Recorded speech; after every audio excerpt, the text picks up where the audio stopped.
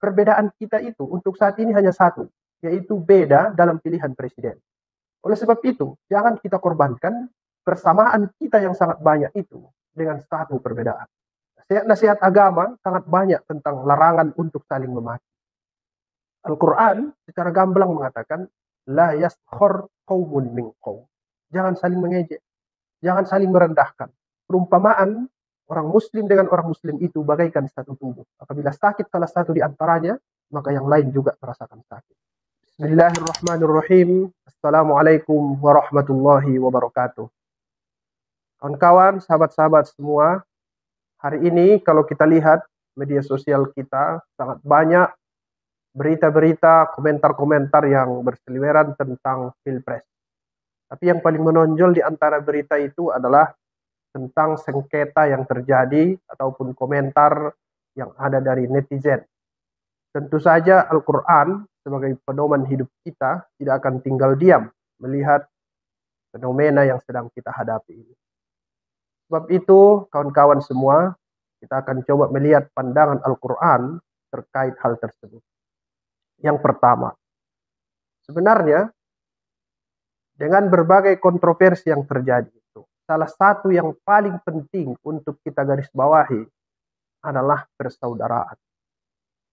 Di dalam Al-Quran, paling tidak persaudaraan itu muncul dalam bentuk jamak dengan dua kosakata. Satu kata ikhwah dan yang satu lagi kata ikhwan. Kedua kata ini muncul dari kata akhun, artinya bersaudara. Bersaudara ini, kata akhun, maknanya itu sebenarnya adalah yang sama atau sesuatu yang tidak berbeda.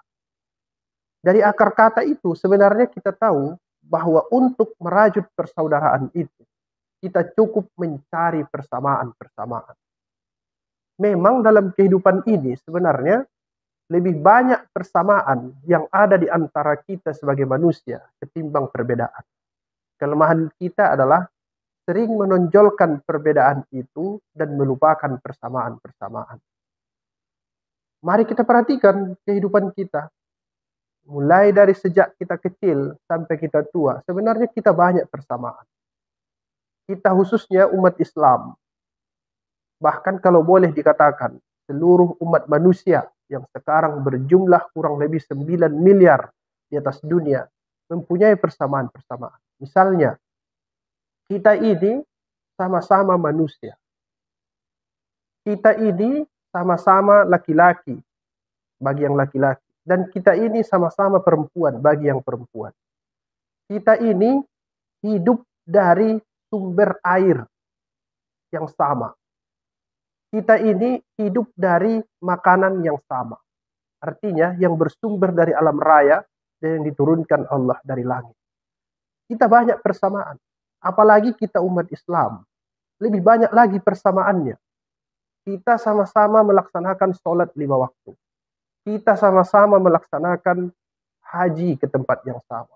Ketika sholat, kita menghadap kiblat yang sama. Dan kita mengucapkan 2 kalimat yang sama. Asyhadu an la ilaha illallah wa asyhadu anna Muhammadar Rasulullah. Jadi kalau kita perhatikan, sebenarnya perbedaan kita itu untuk saat ini hanya satu, yaitu beda dalam pilihan presiden.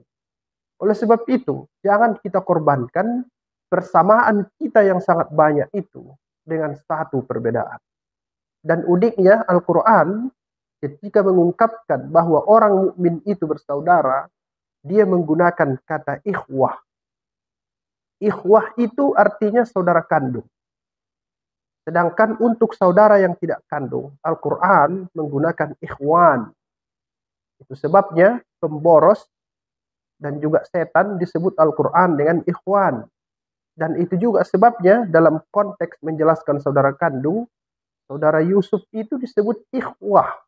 Dan juga Al-Quran yang menjelaskan tentang harta warisan disebut dengan kata ikhwah. Karena memang ikhwah ini digunakan Al-Quran untuk menjelaskan saudara kandung. Hanya di sini, kata pakar tafsir, di ayat yang innamal mu'minuna ikhwah, Al-Quran mengungkapkan kata ikhwah yang secara hakikat bukan bersaudara kandung, tapi disebut dengan kata ikhwah yang mengandung makna saudara kandung. Artinya, kita umat Islam secara hakikat di garis bawahi Al-Quran adalah umat yang bersaudara kandung. Memang saudara-saudara, Al-Quran tidak menggunakan kata innamal muslimuna ikhwah, tapi dia menggunakan al-mu'minuna ikhwah. Orang Islam memang bisa terbagi-bagi. Di antara mereka itu bisa menjadi ada orang yang fasik, ada di antara mereka yang munafik. Oleh sebab itu, satu-satunya cara supaya kita menjadi orang yang bersaudara kandung harus al-mu'minun. Artinya orang yang kokoh imannya kepada Allah Subhanahu wa taala. Sekali lagi, mari kita jaga persaudaraan karena kita mempunyai banyak persamaan-persamaan.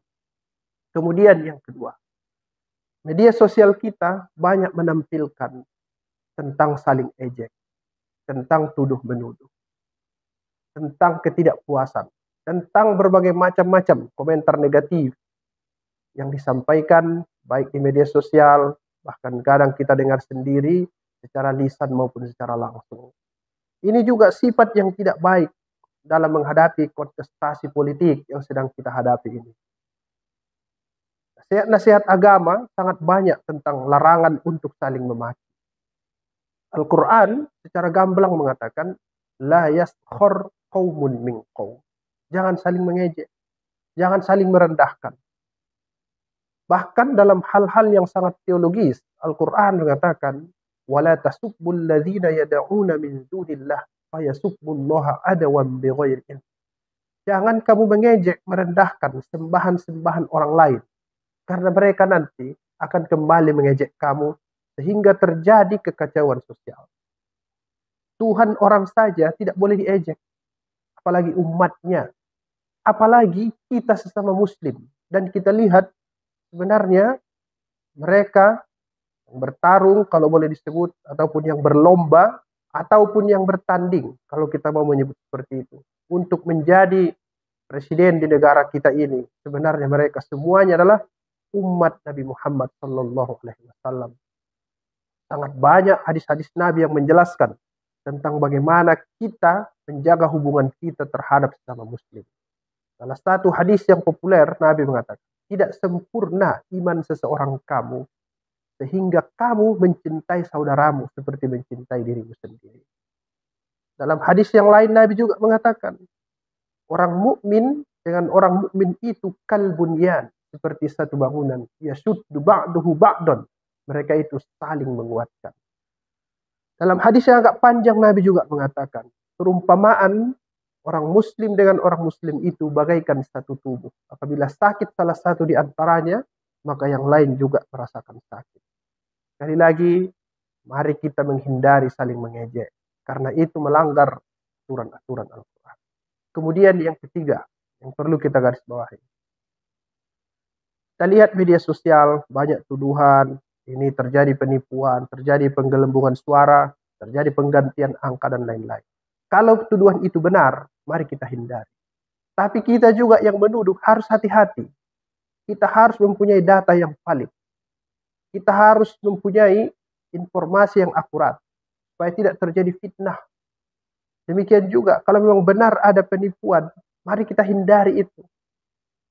Karena Nabi juga banyak menuntun kita tentang itu. Nabi mengatakan, tidaklah golongan kami orang yang melakukan penipuan. Tidak boleh kita sebagai umat Islam melakukan hal-hal yang negatif, terutama tentang pembohongan terhadap publik. Karena kita adalah umat yang diajarkan untuk menjadi manusia-manusia yang jujur. Sebabnya, salah satu sifat Nabi yang harus kita contoh itu adalah as-sidq. Artinya, orang yang selalu melakukan yang benar. Saudara-saudara, sahabat-sahabat setanah air, juga seluruh kawan-kawan, baik yang muslim maupun non-muslim, mari kita jaga supaya suasana terus kondusif di tengah kontestasi yang sedang kita hadapi ini. Sekali lagi, kita mempunyai banyak persamaan dan hanya mempunyai sedikit perbedaan. Kita adalah ikhwah, bersaudara kandung. Kalau itu tidak bisa kita lakukan, kita adalah ikhwan, bersaudara sekalipun tidak sekandung. Terima kasih. Assalamualaikum warahmatullahi wabarakatuh.